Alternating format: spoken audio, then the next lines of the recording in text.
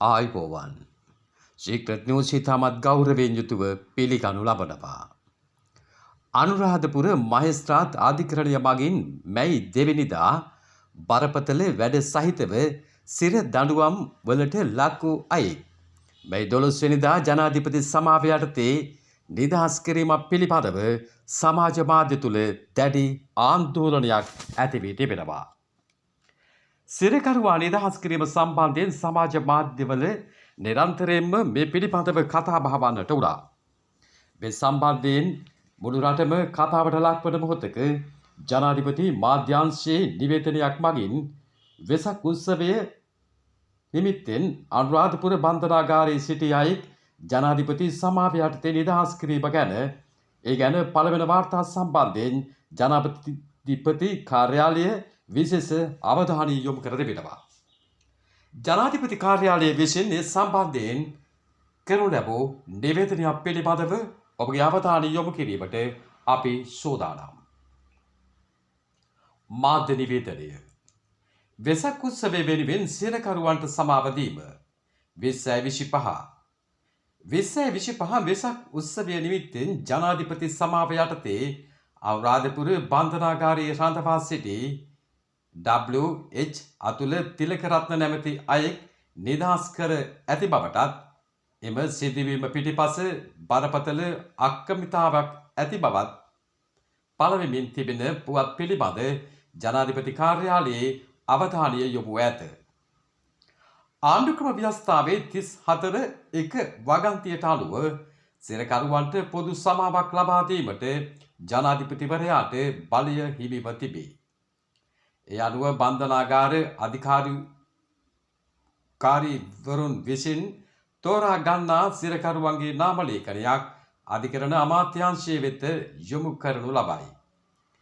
එම ලේඛනය අධිකරණ අමාත්‍යාංශය මගින් පරීක්ෂා කර බලා ජනාධිපති ලේකම් කාර්යාලය වෙත යොමු කරනු ලබන අතර ඒ අනුව ජනාධිපතිවරයාගේ අනුමැතිය මත එම සිරකරුවන්ට පොදු සමාව හිමි වේ.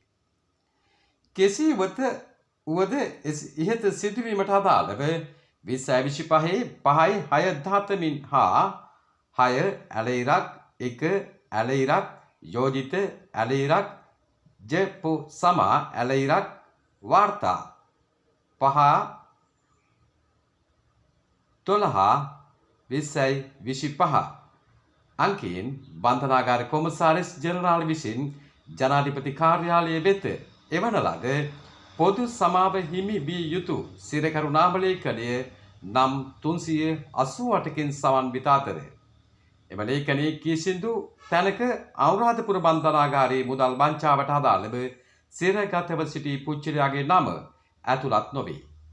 එනම් සමාව දීම සඳහා ජනාධිපතිවරයා විසින් අනුමැතිය දෙන ලද නම් 388ට එම පුච්චලයා කිසිසේත් ඇතුළත්ව නැත.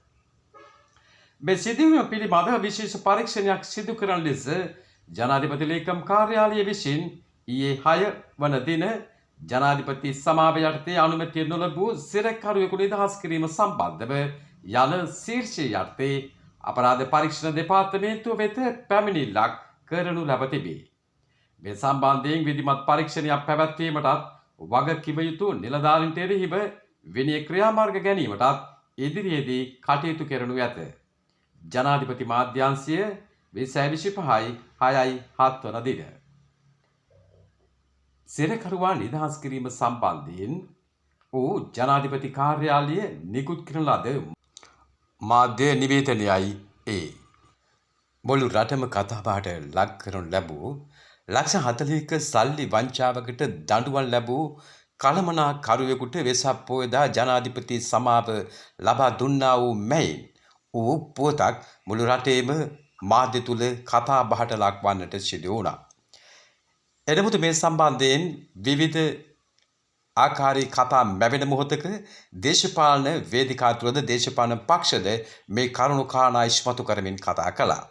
සත්‍ය අසත්‍යතාවය පිළිබඳව කරුණු එසේ රට තුළ කතාවට ලක්වන මොහොතක කෙසේ වෙතත් 388 දෙනා අතරට එම පුජ්‍යලයාගේ නම ඇතුළත් නොවීමත් ජනාධිපතිවරයා අත්සන් තබන ලද ලේඛනය තුළ ලැයිස්තුවේ අනුරාධපුරයේ සිරකරුවාගේ නම නොමැතිවීමත් පිළිබඳව ඇතටම රටේ ජනතාව හා එක්ව අපේ ගරු ජනාධිපති ආණ්ඩු කුමාර දිසානායක මැතිතුමාට අපි අපේ ගෞරවය ස්තුතිය ප්‍රශංසාව හිමි කරනවා.